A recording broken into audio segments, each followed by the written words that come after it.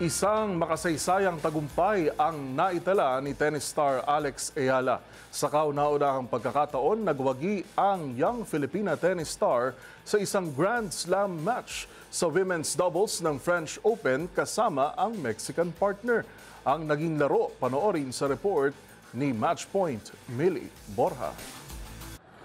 Naitala ni Alex Ayala ang kanyang kauna-unahang panalo sa isang Grand Slam match matapos magwagi sa women's doubles ng French Open kasama ang Mexican partner na si Renata Zarazua. Nakalaban na Ayala at Zarazua ang team ng Great Britain na si Emily Appleton at Yvonne Cavall-Reimers ng Spain sa isang straight sets win sa unang round. Una sanang makakaharap ng Ayala-Zarazua tandem ang mas malakas na pares ni Marta Kostyuk ng Ukraine at Elena Gabriel-Rus ng Romania, semi-finalist sa Australian at French Open, ngunit nag-withdraw ang mga ito sa di sinabing dahilan. Pumalit sa kanila sina Appleton at Cavall-Reimers na mas mataas pa ang ranking kumpara sa team ni Ayala. Bago ang torneo, si Ayala ay umangat sa world number 225 sa doubles matapos ang kanyang quarterfinals finish sa WTA 1000 Italian Open kasama ang tennis star na si Coco Gauff. Samantala, si Zarazua ay ranked number 94 at umabot sa Australian Open Women's Double Quarters noong Enero. Sa kabila ng malakas na simula ng kanilang mga kalaban na lumamang ng 4-2 sa unang set, nagawa pa ring bumawi ni Ayala at Zarazua